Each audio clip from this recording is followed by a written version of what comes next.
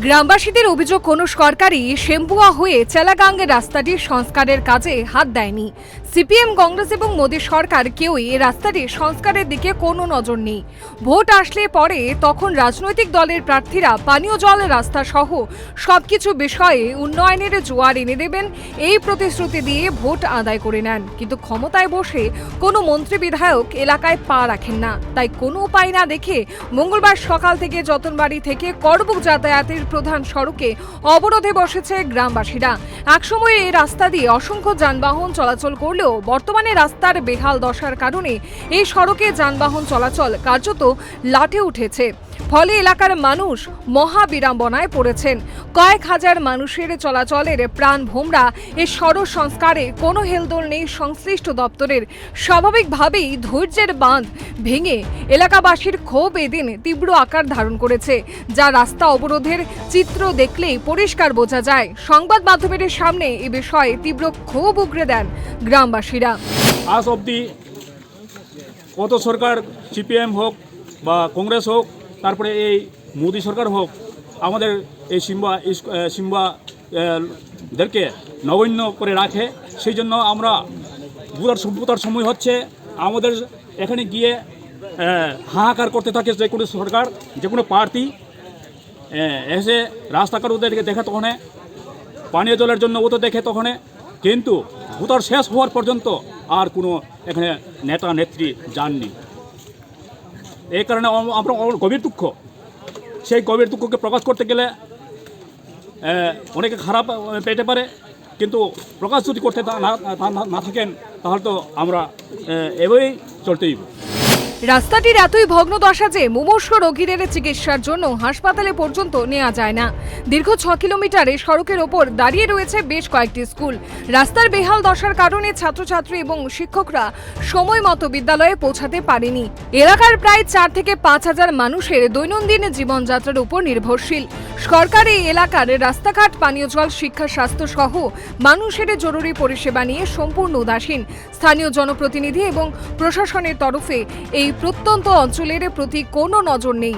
বর্তমানে এডিসি প্রশাসনে রয়েছে রাজ্য সরকারের 2 নম্বর শরিক দল তিপ্রামথা। এডিসি প্রশাসন কুম্ভ নিদ্রায় আচ্ছন্ন। পাশাপাশি গত বিধানসভা নির্বাচনে করবুক বিধানসভা কেন্দ্রের জনগণ অনেক আশা ভরসা নিয়ে তিপ্রামথা দলের প্রার্থী সঞ্জয় মানিক ত্রিপুরাকে ভোট দিয়ে জয়ী করেছিলেন, কিন্তু জনগণের ভোটে নির্বাচিত হয়ে বিধায়ক সঞ্জয় মানিক ত্রিপুরা এলাকার সমস্যা এবং মানুষের দৈনন্দিন পরিষেবা নিয়ে সম্পূর্ণ উদাসীন বলে অভিযোগ উঠেছে। এলাকার জনগণ তাদের বিধায়ককে খুঁজছেন। গত 6 বছর ধরে লাগাতার মহকুমার শাসকের কাজ দাবি জানানো হচ্ছে। তিনি শুধু আশ্বাস দিয়ে চলেছেন টেন্ডার হয়ে গেছে, আর কদিন পরেই কাজে হাত লাগানো হবে, কিন্তু এভাবে বছরের পর বছর কেটে গেলেও রাস্তার সংস্কার হচ্ছে না। নজর নেই সরকারেরও। খবর পেয়ে পুলিশ ঘটনাস্থলে পৌঁছালেও ক্ষুব্ধ অবরোধকারীদের আশ্বাস ছাড়া আর কিছুই দিতে পারেনি। সেই কবে এই রাস্তা ইটের সলিং হয়েছিল তা কেউ মনে করতে পারছেন না।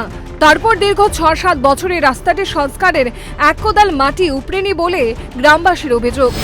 অসুবিধা দাঁড়ানোর জন্য আমরা রাস্তাতে আমরা ডেলিভারি অনেকে করতে থাকে। তারপরে আমরা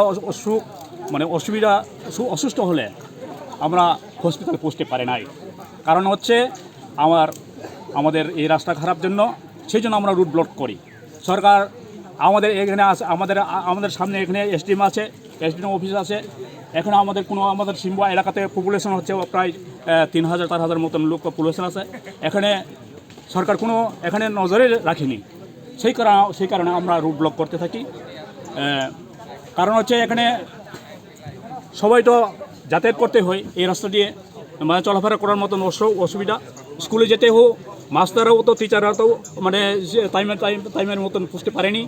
সেই কারণে আমরা রোড ব্লক করি। সুশাসনী রাজ্যের উন্নয়ন শুধুমাত্র সাইনবোর্ড সেবাবদ্ধ। প্রতিদিন রাজ্যের বিভিন্ন জায়গায় বেহাল রাস্তা সংস্কারের দাবিতে অনির্দিষ্টকালের জন্য আমজনতা অবরোধ সংঘটিত করছে। তারপরেও কোনো হেলদোল নেই রাজ্য সরকার এবং সংশ্লিষ্ট দপ্তরের। মুখ্যমন্ত্রী থেকে শুরু করে অন্যান্য মন্ত্রীরা শুধু তাদের ভাষণেই রাজ্যের উন্নয়নের জোয়ার বইয়ে দিচ্ছে, কিন্তু রাজ্যের শহর থেকে গ্রাম এবং প্রত্যন্ত অঞ্চলের মানুষ হাড়ে হাড়ে টের পাচ্ছে উন্নয়ন কি জিনিস। এদিকে বিরোধী দল আমজনতা জনতার জরুরি পরিষেবা নিয়ে কাল ঘুমে রয়েছে। কথিত আছে গণদেবতাদের মাথায় টুপি পরিয়ে ক্ষমতালোভী রাজনৈতিক কারবারিরা শুধুমাত্র ক্ষমতার ক্ষীর মাখন খেতেই ভালোবাসেন। শোষিত বঞ্চিত জনগণ যার নামে যাক, তাতে সুবিধাভোগী ও ক্ষমতালোভী রাজনৈতিক ব্যবসায়ীদের কিছু যায় আসে না। এদিনই রাস্তা অবরোধের ফলে রাস্তার দুপাশে প্রচুর যানবাহন আটকে পড়ে, তাতে দুর্ভোগে পড়েন পথচারী ও নিত্যযাত্রীরা। এখন দেখার করবুক নবজয় পাড়া থেকে শেম্বুয়া হয়ে চেলাগাং পর্যন্ত দীর্ঘ 6 কিলোমিটার বেহাল রাস্তা সংস্কারে প্রশাসন এবং সংশ্লিষ্ট দপ্তর কী পদক্ষেপ গ্রহণ করেন। Bureau report, Times 24।